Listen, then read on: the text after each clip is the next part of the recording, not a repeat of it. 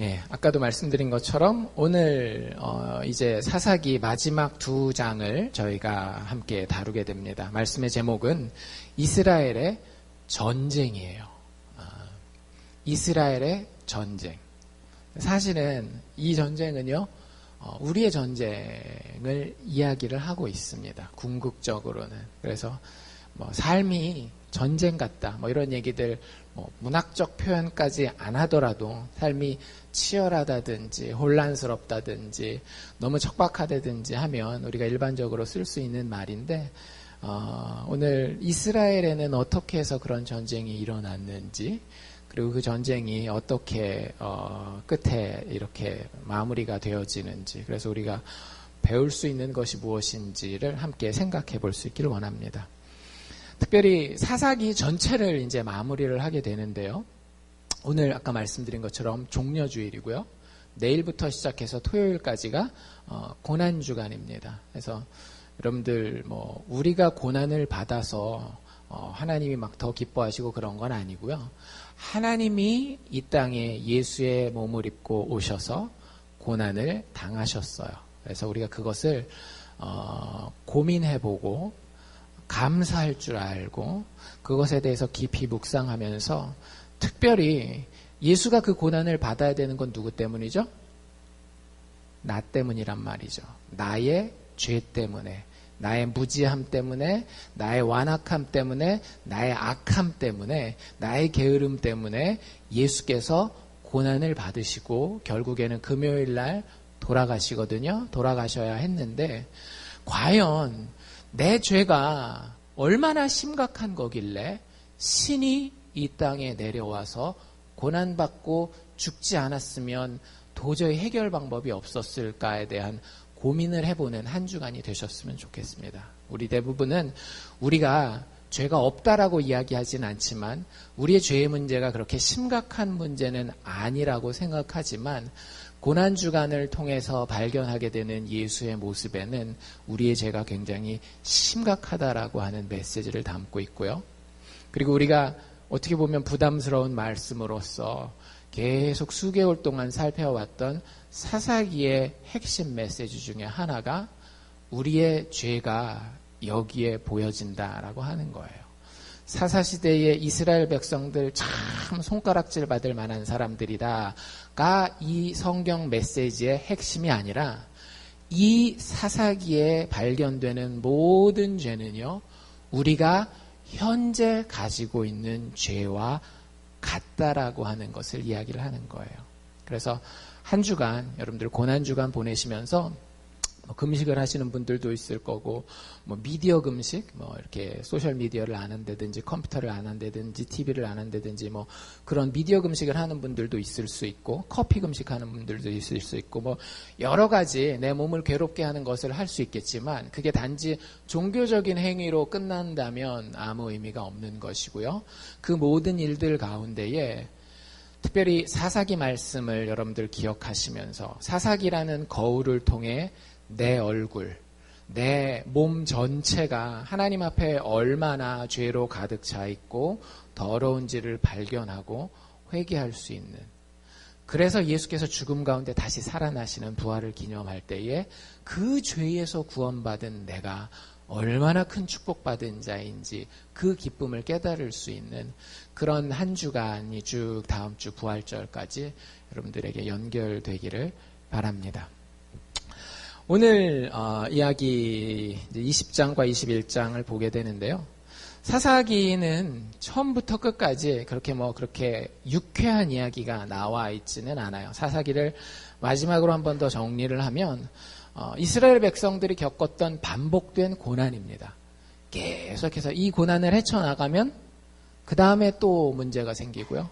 그 고난을 헤쳐나가면 다음 문제가 생기고, 우리 인생을 사는 과정과 굉장히 비슷해요. 산을 다 넘고 나면 다 올라갔다 생각하면 다시 내리막길이 있고, 한참 또 오르다 보면 또 내리막길이 있고, 자식 문제로 괜찮다가 또 힘들면 그 다음에 또 그 문제 해결되고 나서 재물 문제, 또 걱정의 돈의 문제, 여러 가지 건강의 문제, 인간관계의 문제, 이런 것들이 반복되어서 경험되는 것이 사사기의 모습입니다. 근데 보면 1장부터 16장까지 그들을 괴롭히는 이방 족속들이 있었단 말이에요. 가나안 족속들이 주변에서 그들을 계속해서 괴롭히게 되고 그 주변 환경을 통한 반복되는 고난이 사사기 끝날 때까지 사실 궁극적으로 해결되지 않습니다. 그러면서 사사기가 우리에게 주는 하나의 메시지는 무엇이었는가 하면 왕이 필요하다라고 하는 거였죠. 우리에게 구원자가 필요하다라고 하는 메시지였고 그 그림자가 사사기에 계속 보입니다. 우리가 아는 것처럼 온니엘이라든지 에웃이라든지 기드온이라든지 입다 여러 삼손까지 해서 대략 12명 정도 우리가 다룬 큰 사사들은 한 6명 정도가 나오는데 그 사사들이 왕과 비슷한 역할을 하면서 등장하지만 궁극적으로는 이 반복의 그 잘못된 고리를 끊어내지는 못하는 것을 볼 수 있어요. 그리고 17장부터 시작된 마지막 책의 에필로그라고 얘기를 했죠. 후기. 책의 이 마지막 이야기는 그 이스라엘 백성들이 겪은 반복된 고난의 궁극적인 원인이 무엇이었는지를 보여주고 있어요.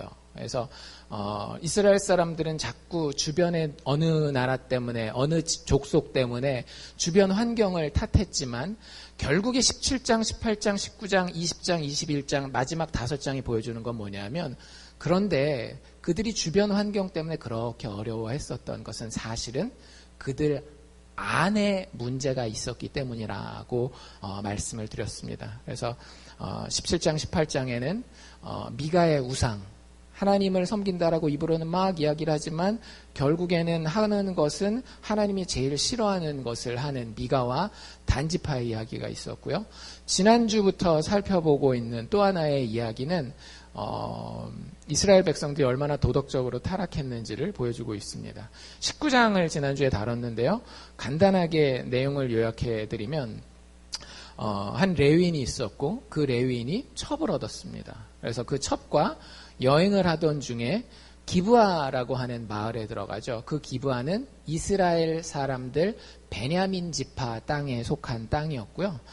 그 기브아에서 자기 첩이 쉽게 얘기하자면 밤새 겁탈을 당하고 죽게 됩니다.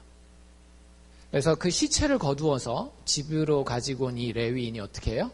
시체를 12조각으로 잘라서 각 지파에 하나씩 보냈다라고 하는 것이 지난주 사사기 19장에서 저희가 다룬 내용이에요.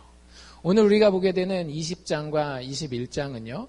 그래서 그 이후에 어떤 일이 벌어졌는지에 대한 그 후속 이야기를 우리에게 보여주고 있는데요. 한 장씩 한번 보도록 합시다. 여러분들 20장은 결국에는 우리에게 뭘 보여주는가 하면 이스라엘 백성들이 어떻게 반응하는지를 보여주거든요. 그런데 우리가 여기서 20장에서 얻어야 되는 교훈은 하나님 없는 각자의 정의가 어떻게 서로를 파멸시키는지를 보여줘요. 여러분들 참 신기한 게요. 인생을 살아가면서 나는 틀리게 살 거야. 나는 나쁘게 살 거야 라고 생각하는 사람은 없습니다. 아무리 히틀러라 할지라도 나는 옳다라고 생각하는 그것대로 사는 거예요. 제3자가 봤을 때는 뭐라고 생각할지 모르겠지만 인생은 정의의 근거에서 살 수밖에 없습니다. 유치원 애들도 여러분들 유치원 애들이 뭘 알겠어요. 세상에 얼마나 살아봤다고. 근데 가다가 뭔가 애들끼리 티격태격하는 그 장면에 딱 들어가 보잖아요. 그럼 늘 들리는 말이 영어로는 이런 표현이겠죠. It's not fair. 내 장난감인데 왜 네가 가지고 놀아? 너 5분 그네 탔는데 왜 안 비켜? It's not fair. 불공평하잖아. 결국 뭘 원하는 거예요? fairness. 정의를 원하는 거예요. 정의를 바라는 게 우리 인간인데 오늘 이 20장 이야기를 잘 읽어보면은요. 하나님 없는 각자의 정의라고 하는 거. 우리에겐 다 정의가 있어요. 정의가 없다라는 얘기가 아닙니다. 근데 우리 대부분은 하나님 없는 각자의 정의를 가지고 사는데 그 하나님 없는 각자의 정의가 어떻게 서로를 파멸시키는지를 보여주고 있어요. 그게 이스라엘의 전쟁입니다.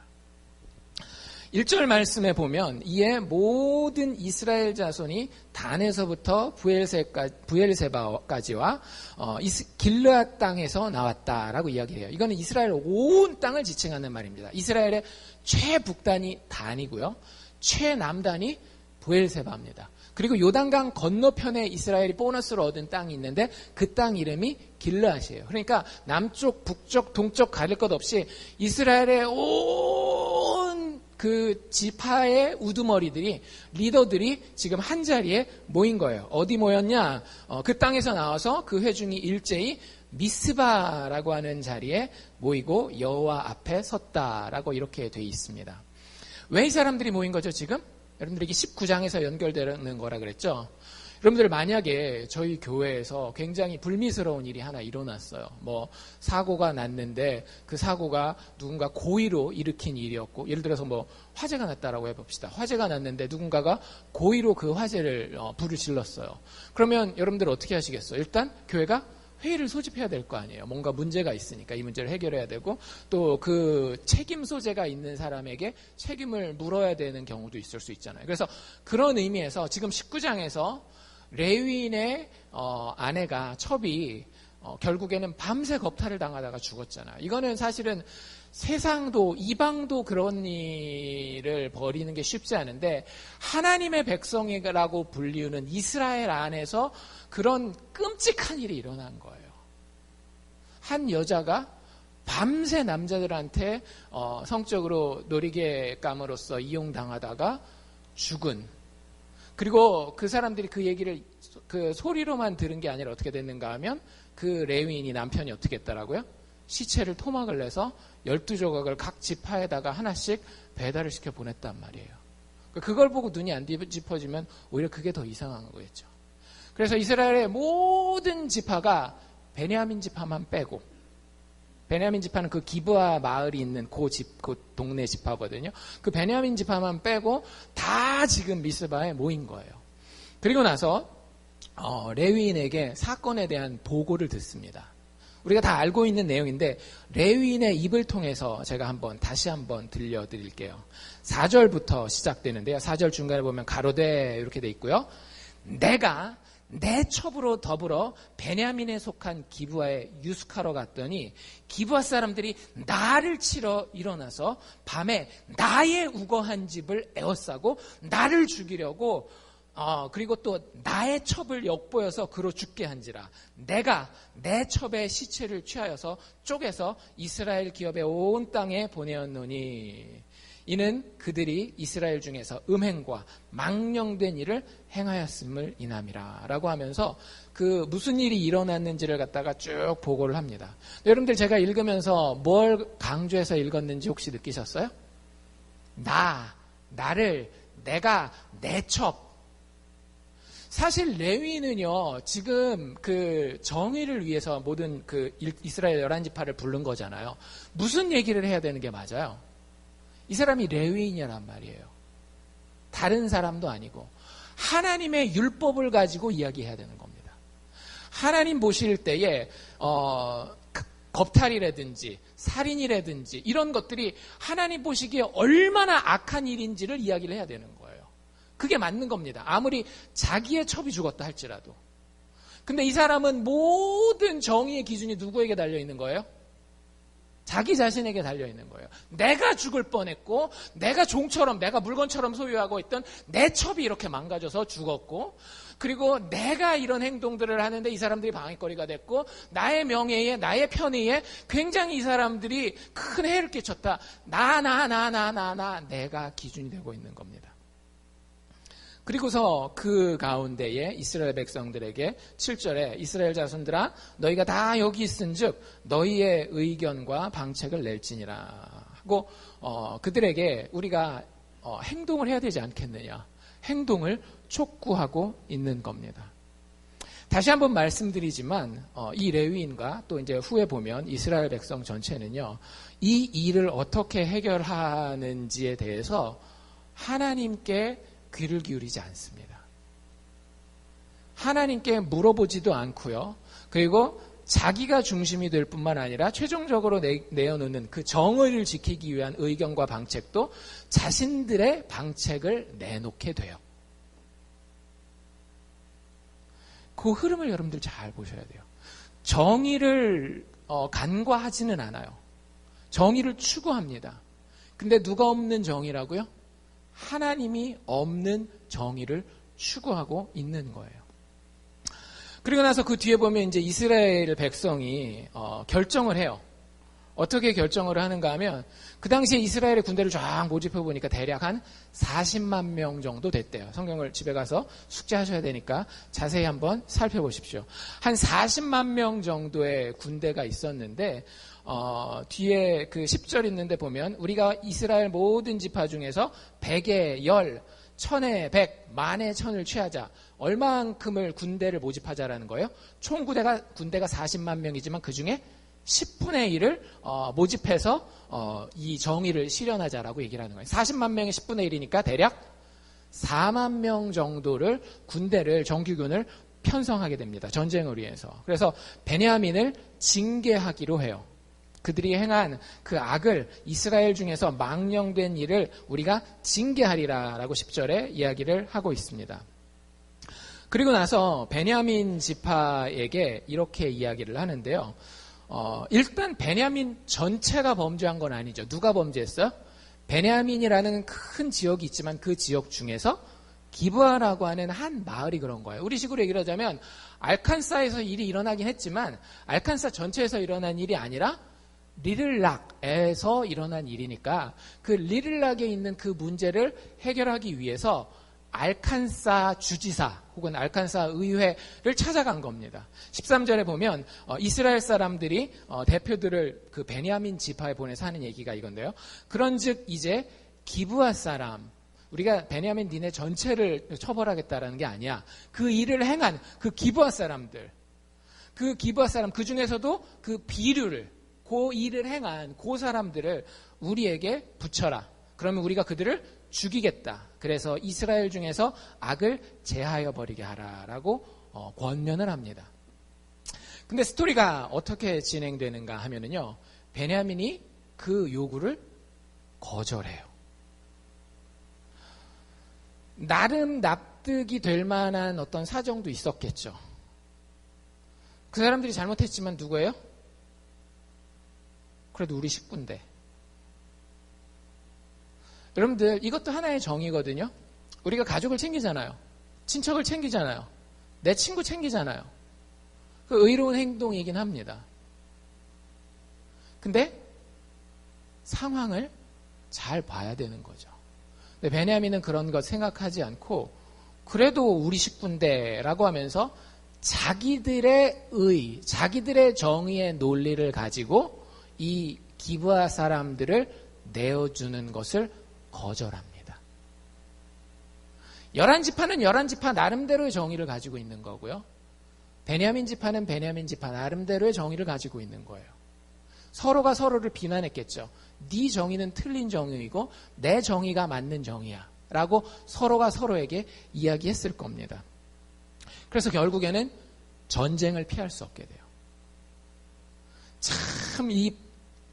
참 되게 찌질한 모습이거든요. 이 사람들이 사실은 하나님이 싸워서 물리치라고 한 가나안 족속과의 싸움은 우리 1장, 2장에서 봤잖아요. 어떻게 해요? 싸우다가 겁나니까 막 도망가고 막 피하고 단지파 같은 경우는 아예 쫓겨나잖아요. 근데 자기들끼리는 치고받고 엄청 잘 싸우는 거예요. 그래서 이스라엘에 쉽게 얘기하자면 내전이 시작됩니다. 베냐민도 부랴부랴 이제 군대를 모집하는데요.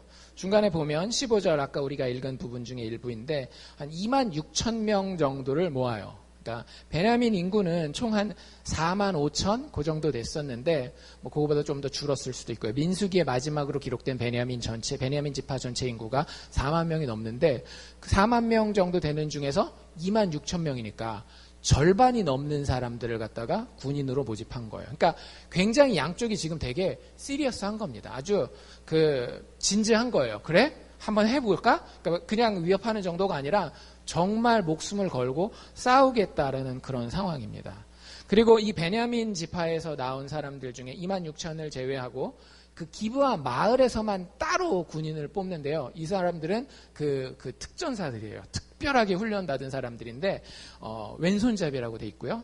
그 인원은 700명이라고 되어 있습니다. 그리고 이 사람들이 싸움에 아주 전문적으로 능한 사람들인데 물매라고 하는, 우리 다윗과 골리앗의 이야기에서 다윗이 골리앗을 죽이는 그 무기 있잖아요. 그 물매를 쓰는 700명의 용사를 따로 기브아 사람들 중에서 뽑아요. 그리고 그 사람들이 굉장히 정확하게 물매를 던진다라고 이야기를 합니다. 물매가 우리가 봤을 땐 그냥 뭐 짱돌을 던지는 것 같지만 요즘식으로 얘기를 하자면 총이라고 보시면 돼요. 멀리서 정확하게, 여기 보면은 딱 이 물매를 던지면 한 홀이라도 틀림없이 가서, 영어로는 머리카락 하나 벗어나지 않고 딱 정확하게 그 타겟을 명중시킨다라고 이야기를 하고 있거든요.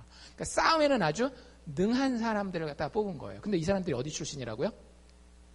기브아. 고 사단이 난 그 지역에 사람들이 있었던 거예요. 그러니까 그런 것들을 보면 참 세상적인 기술이 있는 것과 인간이 인간되는 것과는 전혀 다른 것 같아요. 이 사람들이 이렇게 전쟁을 잘 싸울 수 있는 기술이 있었겠지만 대부분의 학자들은 이 700명 가운데에 그 사건에 가담했었던 사람들이 다수 포함됐을 것이라고 봅니다. 그래서 그 700명과 26,000명 베냐민 군대가 합쳐서 결국에는 이스라엘 나머지 11지파의 4만 명과 대치하고 싸우게 돼요. 함께 모여있던 11지파의 군대들이 아까 미스바라고 하는 곳에 모였다라고 얘기를 했잖아요. 미스바에서 이제 전쟁을 하기 전에 어디로 올라가는가 하면 그 우두머리들을 대표로 뽑아서 그 미스바보다 조금 더 북쪽에 있는 베델이라고 하는 곳으로 올라갑니다. 베델 여러분들 아시죠? 야곱이 돌베개 베고 하나님의 사닥다리를 본, 하늘까지 열린 문을 본 곳이 베델이잖아요. 그 당시에도 이 베델은 굉장히 신성한 도시 중에 하나였던 것 같아요. 그래서 그 당시에 하나님의 그 성막 있잖아요. 하나님께 제사 드리는 곳은 그 베델보다도 조금 더 북쪽에 실로라고 하는 곳에 있었는데, 그 실로의 안에 보면 하나님의 법궤 있잖아요. 언약궤가 있는, 하나님의 임재가 임하는 그 법궤가 이제 중간중간에 어떤 일이 있을 때마다 돌아다닐 수 있었던 것 같아요. 그래서 지금 전쟁할 때는 그 베냐민 지파는 거기서 훨씬 더 밑으로 내려오거든요. 그러니까 거기까지 이스라엘 백성들이 전쟁하다 말고 올라가지는 못하고 그 중간에 베델 정도까지 올라가고, 아마 실로에 있었던 법궤가 밑으로 조금 내려와서 베델에서 이스라엘 사람들이 하나님 앞에 물어볼 생각을 했었던 것 같습니다. 그래서 하나님께 사실은 오늘 본문에 보면 3번을 물어봐요. 이 전쟁에 대해서.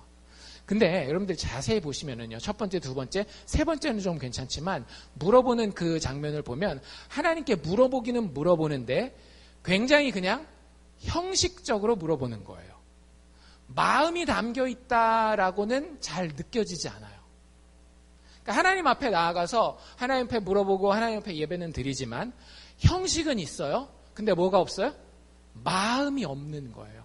뭘 보면 알 수 있는가 하면 첫 번째 그 하나님께 물어보는 장면이 그 18절에 나와 있거든요. 18절에 이스라엘 자손이 일어나 베델로 올라갔다. 그리고 뭐라고 돼 있는가 하면 하나님께 묻자와 가로되라고 돼 있어요. 두 번째, 세 번째는 좀 다릅니다. 두 번째, 세 번째는 뭐라고 돼 있는가 하면 여호와께 묻자와 가로되 이렇게 돼 있어요. 여기 첫 번째 부를 때 하나님께 묻자와 가로되라고 할 때 그 히브리어 단어가 뭐냐면 엘로힘이라고 하는 단어입니다. 두 번째, 세 번째 물어볼 때는 야훼라고 하는 단어를 쓰거든요. 그러니까 대부분의 신학자들이 뭐라고 얘기를 하는가 하면 지금 첫 번째 물어볼 때 이스라엘 백성들은 하나님께 물어볼 때 정말 아브라함과 이삭과 야곱의 하나님, 우리를 지키시고 우리에게 십계명을 주신 그 하나님께 물어봤다라기보다는 이 엘로힘이라고 하는 단어는 요즘식으로 번역하면은요, 하나님이라는 단어보다 조금 더 쉽게 번역하면 신이라는 단어예요. 신에게 그냥 가서 물어본 거예요. 그리고 이 엘로힘이라는 단어는 신에 대한 일반 명사로서 그 당시에 가나안에 다른 신을 믿는 사람들도 자기네 신을 엘 혹은 엘로힘이라고 부를 수 있었습니다. 그러니까 이 사람들이 성경에 하나님 앞에 나가서 물어본다라고는 하지만 사실은 어떤 마음으로 나간 거예요? 그래도 우리가 전쟁에 나가는데 그 당시에 그냥 문화적인 전통이 있을 거 아니에요. 문화적인 트렌드가 있을 거 아니에요. 그냥 신한테 신탁은 좀 받고 나가는 게 그래도 정상적인 거 아니겠어? 해서 굉장히 종교 형식적으로만 하나님 앞에 물어보지, 이게 진짜 하나님 앞에 간절하게 하나님이 우리의 대표가 되어서 우리를 위해 싸우시고 이 나라의 정의를 세워주십시오. 이런 생각은 별로 없는 거예요. 질문의 내용을 봐도 아주 확실합니다. 뭐라고 물어보는가 하면은요. 누가 먼저 올라가서 베냐민 자손과 싸우리까? 이렇게 물어봐요. 그러니까 이 전쟁을 하나님이 허락하시는지 안 하는지 물어보지 않아요. 그리고 당연히 싸워서 자기네가 이긴다라는 전제를 가지고, 이 싸움은 당연히 우리가 생각할 때 싸워야 되는 싸움이고, 싸우면 야 우리는 4만에다가 그 다음에 예비군 36만 있으니까 싸우면 반드시 이기는 싸움이야. 그냥 형식적으로 신한테 물어볼 때 그래도 안 물어보면 나중에 또 서운해할지도 모르니까 그냥 누가 먼저 갈까나 한번 물어보자, 이렇게 그냥 물어보는 거예요. 하나님이 그것에 대해서 대답하십니다. 뭐라고 대답하시는가 하면 유다가 먼저일지니라. 유다가 먼저 올라가라, 이렇게 얘기를 해요. 근데 여러분들이 그 대답을 잘 들으셔야 돼요. 이 사람들이 기도했고 하나님이 응답했다, 이렇게 생각하시면요, 이 문맥을 제대로 못 읽으시는 거예요.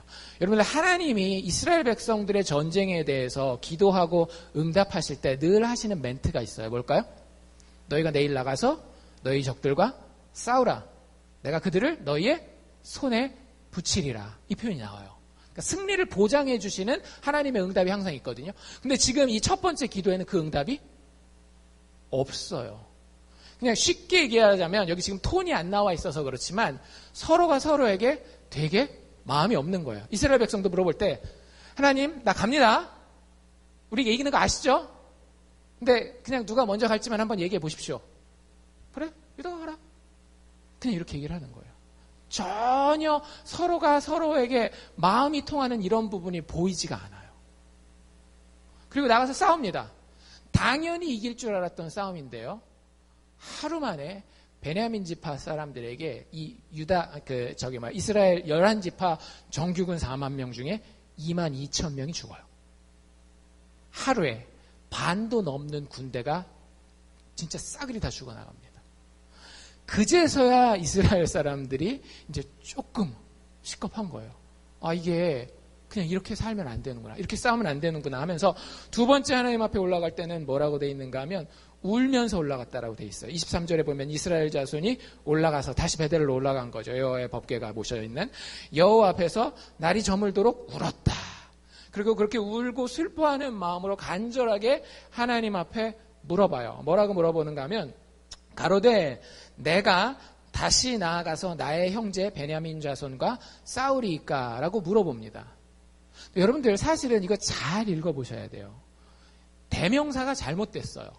여기서 대명사가 나라고 나와서는 안 돼요. 원래 자연스럽게 나오려면 이스라엘 백성들이 하나님 앞에 물어볼 때 뭐라고 물어봐야 되는가 하면 우리가, 왜냐하면 한 명이 아니잖아요. 여러 명이잖아요. 그러니까 우리가 다시 나아가서 우리 형제 베냐민 자손과 싸우리까 물어봐야 되거든요. 근데 성경 원어를 보면, 영어는 we라고 돼 있지만 히브리어 성경 원어를 보면 정확하게 1인칭 단수를 쓰고 있습니다. 나라는 거예요. 하나님 나. 주인공이 여전히 누구예요? 나예요, 나. 아까 레위인 봤죠? 모든 것의 중심이 나인 거예요. 하나님, 내가 나가서 내 형제 이 베냐민과 싸워도 되겠습니까? 지금 내가 내 정의를 이루어야 되겠는데 갑니까 맙니까? 진짜 너무 슬픕니다. 나는 정의를 위해서 지금 싸운다라고 나왔는데 이런 일이 있어서 되겠습니까? 내가 가야 됩니까? 말아야 됩니까? 이 여러 명이 모여있지만 그 모든 여러 명이 가지고 있는 생각을 여기 비춰주고 있는 거예요. 각자가 다 자기 중심적인, 지극히 자기 중심적인 생각을 가지고 하나님 앞에 서 있는 거예요. 하나님 앞에 물어보지만 사실은 모든 판단의 최종적인 그 결정권은 자기한테 달려있는 것을 여전히 보여주고 있는 겁니다. 하나님 뭐라고 얘기하시는가 하면 올라가라. 여전히 하나님이 마음을 담아서 이야기하시는 거 아니에요. 너희 손에 붙이리라 이 얘기 하지 않으셔요. 이 사람들 또 하나님의 응답을 들었다라고 생각하고 그 다음 날 나가서 또 싸웁니다. 다음 날 몇 명이 죽을까요? 18,000명이 죽습니다. 이틀 동안 또한 몇 명이 죽은 거예요? 정확하게 4만 명이 죽은 거예요. 여러분들, 정확하게 4만 명이 어떤 숫자였는지 기억나세요? 이스라엘이 군대 편성한 게 40만의 10분의 1 편성했잖아요. 자기들이 군대 편성한 4만이 전부 다 죽은 거예요. 우연일 수도 있겠죠. 근데 단순히 우연 같지는 않아요. 하나님 앞에서 이들은 상징적으로 싹 다 죽은 겁니다. 여러분들, 우리가 하나님 앞에 나아갈 수 있는 조건이 있어요. 우리가 진짜 예수 믿는 사람이 될 수 있는 조건이 있습니다. 그게 뭡니까? 세례받는 거 아닙니까? 우리는 이제 장로교단이니까 이렇게 물을 뿌리지만 침례교단에서는 어떻게 해요? 우리 여기 침례탕 있잖아요. 침례교단에서는 어떻게 해요? 사람을 물에다가 푹 담궈요. 그리고 나서 일으키죠.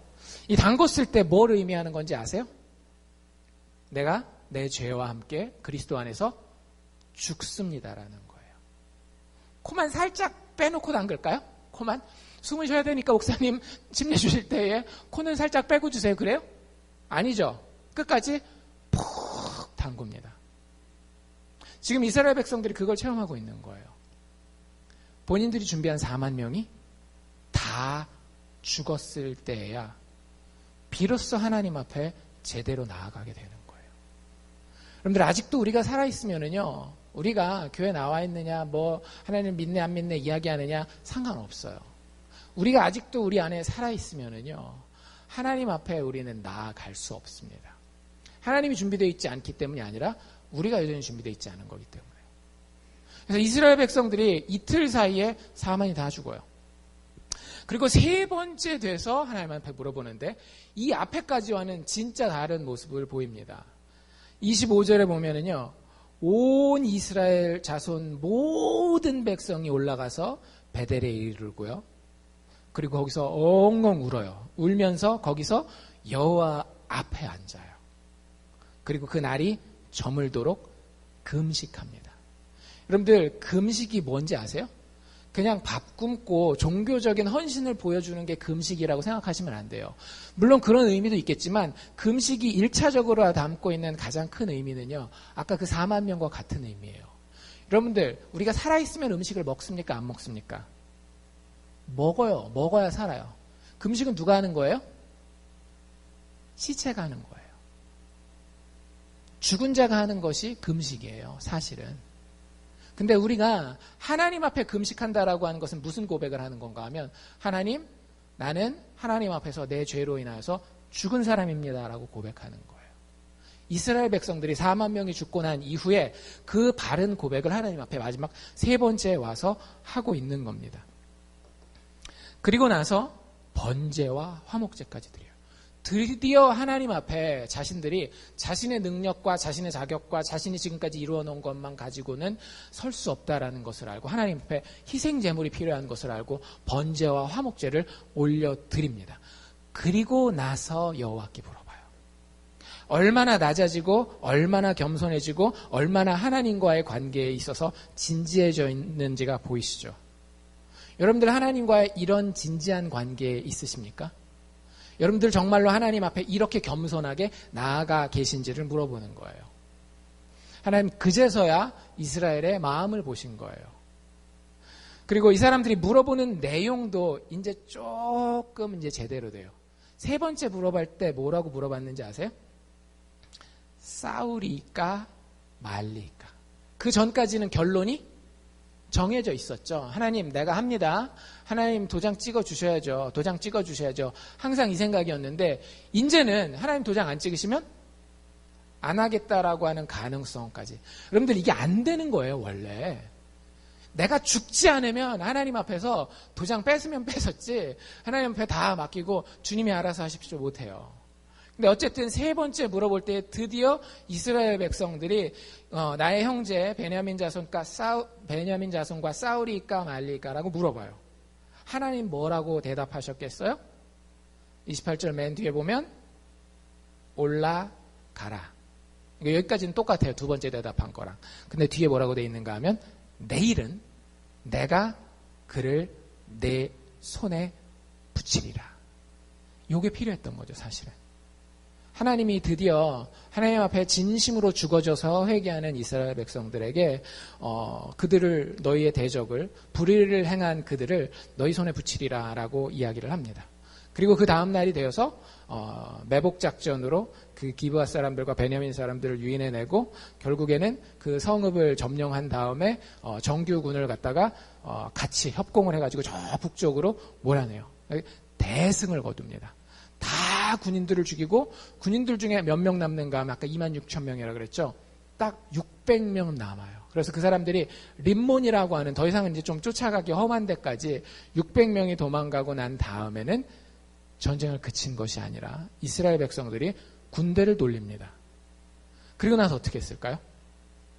베냐민 땅으로 내려왔어요. 그리고 나서 베냐민의 모든 생명 있는 것들을 다 죽입니다. 남자, 여자, 아이, 짐승 가릴 것 없이 베냐민 그 땅에 사는 모든 생명 있는 것들을 다 죽여요. 베냐민 자손은 딱 그 림몬 땅에 도망가 있는 600명만 남아있는 거예요. 여러분들 어떤 느낌이 드세요? 아무리 그 죄를 심판하려고 하는 이야기이긴 하지만 약간 섬뜩하지 않으세요? 정규군만 이렇게 쫓아가서 승리한 게 아니라 끝나고 난 이후에는 내려와서 민간인들까지 싹 다 죽인 거예요. 쉽게 얘기를 하자면. 여러분들 이걸 뭐라 그럽니까? 숙청. 다른 말로 얘기를 하면 인간의 광기 아닙니까? 제가 꾸며내는 게 아니라 제가 여기서 보니까 성경 저자가 그렇게 이걸 다 표현하고 있어요. 전쟁의 그 자세한 모습을 20장 뒷부분에 그 소개하는데 42절에 보면 그 싸움을 뭐라고 얘기를 했는가 하면 진멸하였다. 아주 그냥 다 남는 것 없이 싹 다 멸망시키는 걸 진멸한다라고 얘기를 하고요. 그 다음에 43절에는 또 어떤 표현을 쓰고 있는가 하면 그 쉬는 곳까지 쫓아가지고 짓밟아 버렸다라는 얘기가 나와요. 그리고 그 뒤에 45절에 보면 그 사람들을 죽이는 모습을 이삭 줍는 것처럼, 이건 사람이 사람을 다루는 게 아니라 물건 처분하듯이 하나씩 하나씩 그렇게 처분했다라고 하는 거예요. 그리고 도망가면 악에 맞춰가지고 끝까지 따라가서 죽였다라는 얘기를 해요. 48절에 보면 돌아와서 베냐민 그 모든 그 마을을 멸망시킬 때에 온 성읍과 가축과 만나는 자를 다 칼날로 치고 닥치는 성읍마다 다 불살랐다라고 이야기를 합니다. 성경에 있는 거 제가 그대로 읽은 거예요. 여러분들, 이스라엘 백성들은요, 아까도 말씀드린 것처럼 정의를 쫓아갔어요. 그런데 여러분들, 하나님 없는 각자의 정의는요, 이렇게 서로를 파멸시킵니다. 여러분들, 우리도 각자의 정의가 있어요. 여러분들, 아버지로서의 정의가 있을 겁니다. 아내를 향하여서, 자식들을 향하여서. 어머니로서의 정의도 있을 거예요. 그렇죠? 자식을 향하여서, 남편을 향하여서. 또 교회 한 멤버로서의 여러분들의 정의감도 있을 거예요. 다른 성도들을 향하여서, 교회 바깥을 향하여서. 근데 여러분들, 그런 거 못 느끼셨어요? 나는 분명히 정의롭다라고 이 얘기를 했는데, 내 자식한테 혹은 뭐 내 아내나 남편한테 결국에는 그 정의가 서로를 파멸시키고 있구나. 누가 잘못 이걸 떠나서 여러분들이 정의롭다고 생각할 때요, 그 정의에 대한 이야기를 듣고 있는 그 사람은 뭐라고 생각하는지 아세요? 나중에 기분 괜찮을 때 꼭 한번 물어보십시오. 여러분들의 흔히 이야기하는 잔소리를 듣는 그 사람은요, 자기가 더 정의롭다라고 생각해요. 하나님 없는 각자의 정의는요, 서로의 삶을 파괴합니다. 굉장히 중요한 진리예요. 우리가 성경 말씀을 봐야 하고 그 말씀을 기초로 깊이 묵상하면서 기도해야 되고 그 하나님을 만나고 체험하기 위해서 살아있는 예배를 드려야 되는 이유가 그거예요. 우리는 다 정의의 근거에서 사는 존재들이에요. 인간은 그렇지 않으면 살 수가 없어요.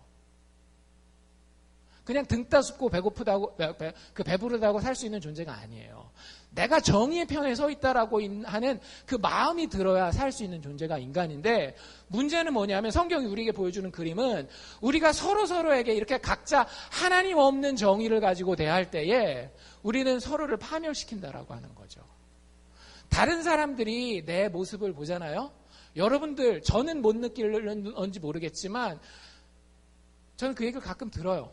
식구들이 가끔 이제 제가 막 화났다가 이제 화가 좀 풀리면은요, 심했어 아빠 좀.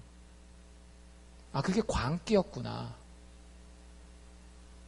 여러분들, 근데 그 광기가요, 진짜 굉장히 많은 것을 파괴합니다. 정말 많은 것을 파괴해요. 교회 안에서도요, 가정 안에서도, 공동체에서도. 여러분들 꼭 기억하셔야 돼요. 하나님 없는 각자의 정의는 서로를 파멸시키는 길인데, 사사시대 이스라엘 백성들은 그것을 택했어요. 그것으로 만족했습니다. 여러분들, 그것으로 만족하시면 안 돼요. 복음은요, 우리가 불편한 자리로 나아가기를 원합니다. 내가 생각하는 정의가 무너지는 데까지 나아가는 것이 십자가의 정의예요. 그게 죽는 거예요. 그게 십자가와 함께 죽는 겁니다. 내가 생각하는 정의가 무너져야 돼요. 하나님이 이야기하는 십자가를 통해 보여주시는 정의가 무엇인지에 대한 깨달음까지 가지 아니하면 우리는 정의를 외치지만 서로를 파멸의 자리로 몰고 갈 수밖에 없다라고 하는 거죠. 그리고 나서 21장 마지막 이야기가 이어지는데, 21장에서는 여러분들이 이걸 배우셔야 돼요. 죄가 무엇인지 모르는 인간 지혜의 비참함. 인간들이요, 나름 정의롭다고 이야기하면서 또 한 가지 가지게 되는 특징이 뭐냐면 되게 똑똑하다라고 생각해요. 여러분들 중에 내가 바보다, 나는 진짜 바보야, 천치야, 뭐 이런 사람 있어요? 아무도 안 계시죠? 내가 그래도 뭐 못 배우긴 했어도 나름 교육을 못 받아서 그렇지 내 이 분야에서는 똑똑해, 뭐 이런 생각을 다 해요. 이 생각을 안 하면 사람이 살 수가 없어요. 역시 이것도 인간이 기본적으로 가지고 있는 디폴트 모드 중에 하나예요. 다 인간은 자기가 지혜롭다고 생각해요. 심지어는 꼬맹이 아이들도요, 자기들이 맞다라고 생각해요. 이게 요렇게 하면 부모의 눈을 피해갈 수 있다, 막 이런 식으로 지혜롭다라고 생각을 해요. 근데 이 지혜가요, 반드시 뭐와 연결되어 있어야 되는가 하면 죄에 대한 개념과 연결되어 있어야 됩니다. 여러분들, 사기꾼들 되게 지혜로운 사람이잖아요. 어떻게 보면 어떤 측면에서는. 근데 그 사기꾼들의 지혜는 뭐가 없어요? 죄에 대한 개념과 인식이 없어요. 21장에 이어지는 이야기에 진짜 그 얘기가 정확하게 나옵니다. 죄가 무엇인지 모르는 인간 지혜가 얼마나 비참한 건지. 뒤에 이제 이야기가 이렇게 이어져요. 이스라엘 사람들이 이제 전쟁이 끝났잖아요. 싹 다 죽이고 베냐민 600명만 남고 대승을 한 겁니다. 근데 여러분들, 이렇게 됐으면 슬퍼해야 돼요? 기뻐해야 돼요? 당연히 기뻐해야 되죠. 근데 그러지 않아요. 2절에 보면, 21장 2절에 보면 백성이 베델에 이르러 거기서 저녁까지 하나님 앞에 앉아서 대성통곡하였더라. 엉엉 운 거예요. 그 이유가 뭐냐? 3절에 보니까 가로되 이스라엘의 하나님 여호와여, 기도하면서 하나님 앞에 뭐가 슬픈지 이야기하는 건데, 오늘날 이스라엘 중에 어찌하여 한 지파가 이렇게 이지러졌나이까. 그러니까 베냐민 지파에 얘기하는 거죠. 거의 멸족 상태가 되는 거잖아요. 하나님이 12지파를 통해서 우리를 축복해 주시기로 했는데 그 12축 중에 하나가 이렇게 다 무너지고 있습니다. 하나님 얼마나 슬픕니까? 근데 이게 좀 말이 돼요? 그 누가 그랬어요? 자기들이 그래놓고 하나님 되게 슬픕니다. 근데 우리의 기도도 가끔씩 그럴 때가 있는 것 같아요. 내가 당하는 모든 고난을 사실은 내가 다 초래해놓고 하나님 내 인생이 너무 힘듭니다. 왜 이럽니까? 이스라엘 백성들이 어쨌든 지금 그렇게 얘기를 하고 있는 거예요. 게다가 한 가지 이스라엘 백성들을 더 괴롭히는 게 뭐였는가 하면 이 이스라엘 백성들 스스로가 자기를 올가맨 맹세 하나 때문에 그런 거예요. 여러분들, 맹세하면 우리 누구 생각나요? 입다 생각나시죠? 입다 어떻게 했어요?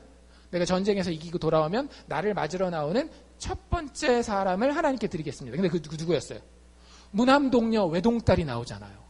그래서 입다가 자기 딸을 하나님 앞에 제물로 바치는, 하나님이 전혀 원하지도 않는데 자기 나름대로 하나님 앞에 열심을 내서 맹세한 게 있으니까 이거 안 지키면 안 되지 해가지고 그런 얘기 있었잖아요. 그런 이야기가 여기 또 나와요. 뭐라고 맹세를 했는가 하면 이 베냐민 사람들이 자신들의 말을 듣지 않고 정의롭게 행하지 않는다라고 해서 뭐라고 자기들 스스로 맹세를 하는가 하면 이 베냐민 사람들에게는 절대 우리 딸을 주지 않겠다. 지들끼리 지지고 볶고 알아서는 하더라도 이렇게 불의한 놈들과는 우리가 결혼 관계를 통해서 이 사람들과 관계 맺을 수 없다라고 얘기해요. 이것도 되게 웃긴 게 뭐냐면 하나님이 이스라엘 백성들에게 얘기한 게 뭐였어요? 너희들 이방 사람들과 혼인하지 말라 이렇게 얘기를 했잖아요. 근데 그거는 어떻게 했을까요? 완전히 날로 드셨어요. 삼손 이야기 같은 것들 여러분들 보시면 아시잖아요. 하나님 이방 사람들이랑 결혼하지 말라 했는데도 막 가서 막 자기가 좋아하는 여자랑은 다 결혼했어요. 근데 그건 하나님의 정의는 그렇게 싹 다 무시하면서 자기가 세운 이 맹세의 정의, 자기가 세운 이 진리, 인생의 철학, 이거에는 자기가 꽁꽁 묶여가지고 베냐민 600명, 군인 600명만 도망가 있잖아요. 나머지는 싹 다 죽었단 말이에요. 이 사람들이 그래도 12지파로 나중에 조금 약하더라도 살아남으려면 결혼을 하고 자식을 낳아야 되는데 자기들이 뭐라고 약속했다라고요? 우리 딸들을 절대 이놈들한테는 주지 않겠다라고 한 거예요. 그러니까 완전히 이제 이 자기 스스로의 이 덫에 걸린 거죠. 이스라엘 백성들이 가서 이놈들의 죄를 심판하겠다라고 했는데 보니까 아이고 잘못하면 이놈들이 다 죽어버리겠다 해서 살려야 되겠는데 또 자기네들이 한 맹세는 있고 하니까 이제부터 열심히 머리를 굴립니다. 그리고 이 과정에서도 보면은요 그 방법을 해결하기 위해서 다시 미스바에 모이거든요. 그리고 난 다음에 그 하나님 앞에 제사를 드려요. 근데 참 신기한 거는요 번제와 화목제를 똑같이 아까 세 번째 물어봤을 때랑 똑같이 드리는데 여기서는 하나님께 물어보지 않습니다. 그러니까 이스라엘 백성들의 뭘 볼 수 있는가 하면 철저하게 하나님을 기능적으로 공식에 의해서 이용하는 걸 볼 수 있는 거예요. 아까 3번 물어봤는데 번제랑 화목제를 드리니까 하나님이 잘 되게 하더라. 오케이. 그러니까 앞으로 잘 되려면 하나님은 번제와 화목제에다 딱 묶어버리면은 딱 내 편이 되는 거예요. 뭐 이런 식으로 되는 거예요. 실제 번제와 화목제를 드리긴 하는데 하나님 앞에는 하나님 이 베냐민 문제에 대해서 어떻게 해결해야 될까는 한마디도 안 물어봐요. 끝까지. 그러니까 참 하나님 앞에 선다라고 하는 것이 얼마나 두려운 일이고 우리 스스로를 잘 살펴봐야 되는 일인지를 성경은 아주 정확하게 이야기해주고 있는 거예요. 여러분들 하나님 앞에 쉽게 서려고 하지 마시고요. 정말로 하나님이 원하는 모습으로 서려고 하십시오. 사사기는 그 정반대의 예를 보여주는 거예요. 그리고 나서 자기들끼리 열심히 자기들이 생각할 때에 가장 지혜로운 일이 뭔지를 생각해냅니다. 그리고 해결책을 찾아내요.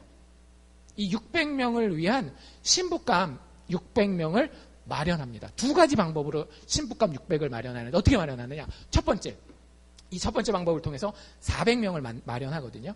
이스라엘 백성들이 모여서 막 회의를 그렇게 하다가 어떻게 해야 이 베냐민 백성을 살리겠느냐 고민을 하다가 야, 좋은 생각이 떠올랐어.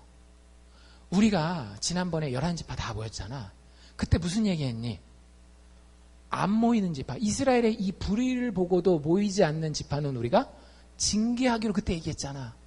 근데 그때 그 인원 점검해보니까 안 나온 동네 애들이 있더라? 여기 뭐라고 돼 있는가 하면 야베스 길앗이라고 하는 길앗 야베스라고 하는 그 동네 사람들이 안 나왔던 거예요. 한 명도. 지금까지 싸우느라고 정신없어서 그거 그냥 지나갔는데 생각하다 어떻게 베냐민 족속을 살려낼까 이 사람들의 대를 이을까라고 고민을 하다가 인제서야 길앗 야베스가 눈에 딱 들어온 겁니다. 그리고 나서 군대를 10,000명 넘게 다시 모집을 해요. 그리고 어떻게 했을까요? 길앗 야베스 마을로 갑니다. 그리고 아까 베냐민 지파에게 했던 것과 똑같이 해요. 모든 남자와 여자와 아이들을 다 죽이고요. 오로지 남겨놓는 사람들이 있었어요. 누굴까요? 남자를 알지 못하는 결혼하지 않은 처녀들만 남기고 길앗 야베스를 정의의 이름으로 다 처단합니다. 거기서 결혼하지 않은 처녀 몇 명을 얻게 되는가 하면 400명을 얻게 되는 거예요. 그래서 얘네를 데리고 누구한테 갔을까요? 저 림몬으로 도망가 있는 그 베냐민 600명의 군인들에게 가서 자기들 나름대로 다 베냐민에게 평화를 공포하고 본인들이 야베스 길앗에서 얻어온 이 400명의 처녀를 너희들에게 아내로 우리가 이렇게 자비롭게 주노라라고 이렇게 이 사람 베냐민 사람들에게 이 400명의 여자를 건네줍니다. 이 사람들이 이런 일을 하면서 뭐라고 생각했을까요? 굉장히 지혜로운 묘책이라고 생각한 거예요. 자기들 나름대로는. 근데 잘 생각해 보세요. 이 사람들이 왜 방금까지 굉장히 슬펐어요?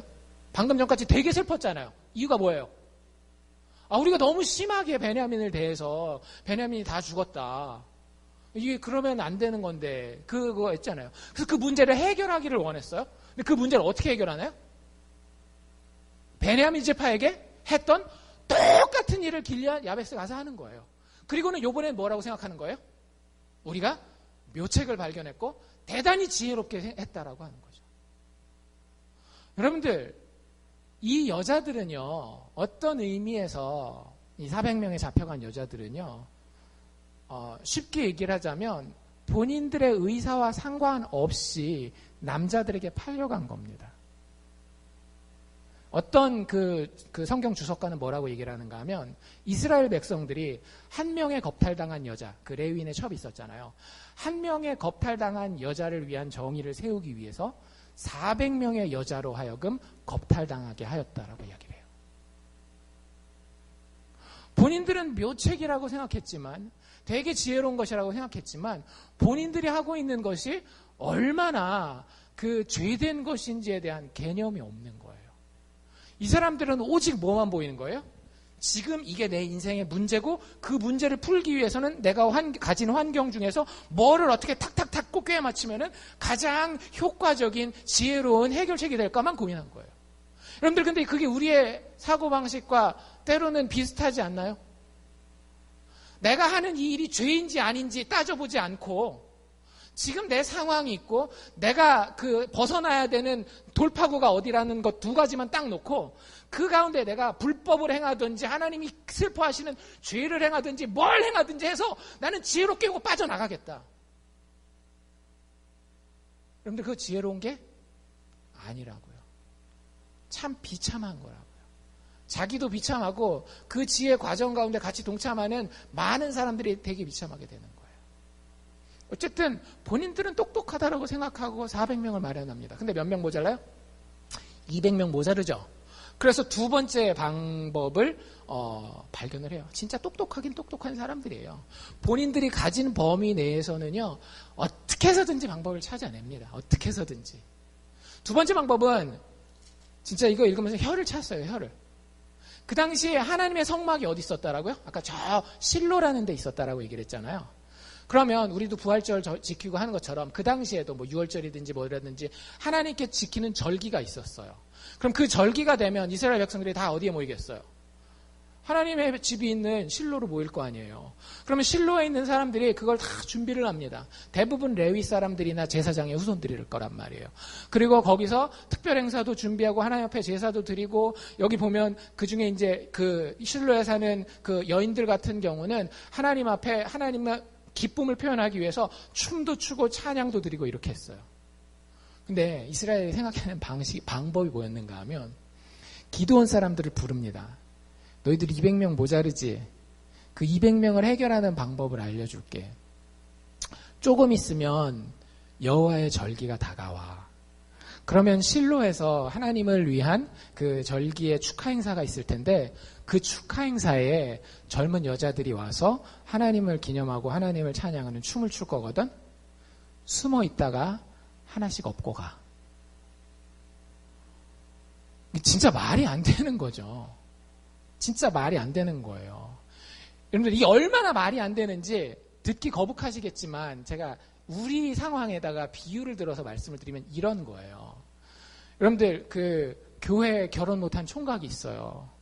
결혼은 시켜야 되겠어요. 그래서 이놈이 사람 구실하려면 결혼해가지고 애도 낳고 가정을 가져야 되겠는데 결혼시켜야 되겠는데 보니까 교회 찬양팀으로 나와서 하나님께 예배드리는 여자들 중에 하나씩 데려가서 결혼해. 이 사람이 예수 믿는지 안 믿는지도 모르지만 데려가서 결혼해. 여러분들 그러면 여러분들 교회 무서워서 다니겠어요? 못 다니죠. 근데 그걸 하라고 권면하고 있는 거예요. 정의감에 가득 찬 그 사람들이 똑똑하고 지혜롭다라고 스스로 이야기하는 그 사람들이 그러고 있는 거예요. 그리고 그렇게 합니다. 근데 그 과정에서 또 하나 재밌는 게 뭐냐면요. 이 이스라엘 사람들이 걱정을 해요. 무슨 걱정을 할까요? 욕먹을까 봐 걱정을 해요. 자기들도 살짝 찔린 거예요. 근데 누구한테 욕먹겠어요? 이렇게 하면. 아빠들, 딸바보들. 자기 딸이 갑자기 교회에 갔다가 붙잡혀가서 순식간에 어떤 날도둑놈 같은 그 집에 이게 아내로 잡혀가? 말이 안 될 거 아니에요. 그 사람들한테 욕먹을 게 걱정이 된 거예요. 그래서 이스라엘이 얼마나 지혜로웠는가 하면 그 사람들이 납득할 만한 대답을 준비해 놓습니다. 여러분 같으면 뭐라고 대답을 준비하시겠어요? 그 사람들한테. 미안하다. 우리 12지파가 다 같이 살아야 되는데 베냐민 지파에 지금 여자가 없지 않느냐. 그래서 너희들이 좀 이해를 해달라. 너희들 딸이 가면 또 그 사람들이 잘해줄 거다. 이렇게 변명을 준비해야 되지 않겠어요? 집에 가서 한번 21장 뒷부분 읽어보십시오. 진짜 혀를 내둘렀어요. 제가 이걸 보면서. 뭘 걱정해서 변명을 하는가 하면요. 그 아버지들의 생각을 꿰뚫는 거예요. 그 아버지, 딸 가진 아버지들의 생각. 딸 가진 아버지들이 분명히 이렇게 생각할 것이다. 우리가 하나님 앞에 맹세하기를 우리 딸들을 베냐민 자손에게 주지 않기로 했는데 그 딸들이 결국 베냐민 자손이랑 결혼하게 되니까 그 아버지들이 하나님 앞에 저주받으면 어떡하지? 우리가 맹세한 게 있는데 우리 딸들이 베냐민 아들들이랑 결혼했으니까 하나님 앞에 벌 받으면 어떡하지? 요걸 걱정할 걸로 생각한 거예요. 딸 걱정을 할 게 아니라 하나님 앞에 자기들 저주받을 거 그걸 걱정할 거라고 생각한 거예요. 그래서 변명을 뭘 준비하는가 하면은요. 야, 니들 걱정하지 마. 니들이 자원해서 니 딸들을 베냐민 사람한테 준 게 아니잖아. 그 사람들이 잡혀간 거 그건 어쩔 수 없는 거야. 그건 하나님도 괜찮아. 우리가 맹세한 거 어긴 거 아니야. 그렇게 변명을 준비를 해요. 그러고 나서 아까 말씀드린 대로 실제 여호와의 절기에 베냐민 백성들이 와서 나머지 200명을 잡아다가 자기들의 아내로 삼습니다. 여자들의 의사와는 상관없이. 여러분들이 이스라엘 사람들의 심리적인 이 상황을 보세요. 죄의 개념 자체가 틀리죠. 여러분들 그냥 일반적인 상식으로만 생각해도 인간의 가치가 훨씬 더 중요한 거 아닌가요? 뭐 맹세를 하네 안 해 이런 게 중요한 게 아니라 그냥 한 인간이 여기 나와 있는 이 여자들, 실로 여자들, 그 여자들의 존재 하나하나가 그냥 가치가 있는 거 아니냐고요. 그 인간의 가치를 훼손하는 게 죄라고 하는 게 당연한 상식이어야 되는데 그런 것이 없는 거예요. 본인들의 목적을 성취하기 위해서는. 현대사회도 그렇지 않나요? 돈을 벌기 위해서, 세상에서 높은 지위에 올라가기 위해서 인간의 가치는 일단 내려놓고 그냥 내가 잘 될 수 있는 하나님한테 저주만 받지 않으면 되니까 그렇게 할 수 있는 묘수가 뭔지를 그게 불법이건 도덕적으로 잘못된 일이건 상관없이 내 인생의 묘수를 찾기에만 혈안이 돼 있어서 그거 발견하고 난 참 지혜로운 자야 라고 인생을 살아가고 있지 않느냐라고 하는 거죠. 여러분들이 보실 때에 이 이스라엘의 모습이 정상적이어 보입니까? 참 아름답고 좋아 보입니까? 그렇지 않죠. 왜요? 죄가 무엇인지 모르는 인간의 지혜는 인간의 삶에 비참함만 가져오기 마련이에요. 여러분들 우리가 자식을 키울 때도 마찬가지입니다. 자식을 키울 때 하지 말아야 될 것들이 있고요. 자식의 인격을 대할 때에 대해야 되는 태도들이 있는 겁니다. 성경적으로 세상이 이렇다 저렇다 말고 하나님이 우리에게 주신 인간으로서의 가치를 가지고 우리가 자식을 대하는 거예요. 근데 많은 경우는 우리의 자식을 어떻게 돼요? 내 지혜를 가지고 대해요. 그리고 내가 내 자녀에게 그렇게 하는 게 죄인지도 모를 때가 많이 있어요. 비단 자식을 대할 때만 그렇습니까? 내 배우자를 대할 때도 똑같지 않나요? 내 배우자를 대할 때도 이렇게 하는 게 되게 지혜로운 거야 라고 얘기를 하면서도 그 안에 어떤 죄의 요소가 있는지 한 번 더 살펴볼 생각은 하질 않아요. 여러분들 그 삶은 비참하다니까요. 여러분들이 사사기를 통해 봤던 그 이스라엘 삶이 비참하다라고 한다면 내가 그 태도를 가지고 살 때 똑같은 비참함이 내 삶에 있는 겁니다. 단지 인식을 못하는 거지. 여러분들 우리가 그 자리에서 벗어나야 돼요. 사사기의 마지막 결론이 뭐였어요? 아까 우리가 읽은 21장 25절 뭐라고 돼 있어요? 그때에 이스라엘에 무엇이 없으므로? 왕이 없으므로 사람이 각각 그 소견에 오른 대로 행하더라. 여러분들 이스라엘이 이렇게 무너질 수밖에 없는 이유는요. 왕이 없었기 때문에 그래요. 진정한 궁극적인 의미에서 그들을 살려낼 수 있는 진짜 구원자, 영웅이 그들에게 없었어요. 사사들은요, 그 그림자예요. 사사들이 나와서 그들을 잠깐 구원하죠. 근데 어떻게 돼요? 금방 또 무너지고 다시 반복되는 고난 가운데에 이스라엘 백성들은 또 처하게 되고, 사사기를 끝내면서 사사기 저자는요, 이스라엘 백성들뿐만 아니라 모든 하나님을 안다라고 하는 자들이, 하나님과 관계한다라고 하는 자들이 그들의 삶 가운데에 진정한 왕을 갈구하기를 원하는 거예요. 16장까지 나와 있는 이 사사들은 그 역사의 영웅들이긴 하지만 이 영웅들의 구원이, 인간 영웅들의 구원이 얼마나 보잘것없고 무능력한 것인지를 보여주는 거예요. 기드온이 됐건 삼손이 됐건 온니엘이 됐건 누가 되건 간에 그들이 겉의 문제는 해결해 줬어요. 잠깐 동안. 하지만 그 사사들이 해결할 수 없었던 게 뭐였죠? 이스라엘 백성들의 마음의 문제예요. 오늘 우리가 읽은 20장 21절을 보면 정확합니다. 이스라엘의 문제는요, 가나안 백성들, 블레셋 족속들, 모압 족속들, 암몬 족속들이 아니에요. 하나님을 만난다라고 하지만, 하나님과 관계한다라고 하지만 전혀 그 마음을 하나님께 진지하게 두지 않는 그들 속에 있었던 거예요. 예수님도 뭐라 그럽니까? 너희들 겉에 있는 것이 너희를 더럽히는 줄 아느냐? 너희들 속에 나오는 것이 너희를 더럽히는 것이다 라고 이야기를 하잖아요. 우리의 마음을 사사들이 변화시킬 수 없었던 거예요. 지금 사사기를 읽고 어떤 분들은 이렇게 생각해요. 그 당시에 이스라엘한테 필요했던 거는 다 잠깐 있다가 없어지는 그런 사사가 아니라 쭉 다스리는 정치적인 왕이 필요했나 보다. 아니에요. 이 왕이라는 단어는요, 그런 정치적인 의미로 사사기에서 지금 쓰이는 게 아닙니다. 여기서 왕이라고 하는 것은요, 하나님의 백성들의 마음을 바꿔놓을 수 있는 능력 있는 영웅을, 구원자를 이야기를 하는 거예요. 실질적으로 여러분들 이스라엘의 여러 왕들이 그 다음에 나오잖아요. 그 왕들 중에서 가장 모범적인 왕이 누구였어요? 다윗 왕이란 말이에요. 여러분들 다윗 왕의 별명이 뭡니까? 하나님의 마음에 합한 자 아닙니까? 그 마음으로 하나님 앞에 드리고 그 모범을 백성들에게 보여서 백성들의 마음으로 하여금 하나님을 향하게 하는, 그게 왕이 해야 되는 역할이었던 거예요. 여러분들 아셔야 합니다.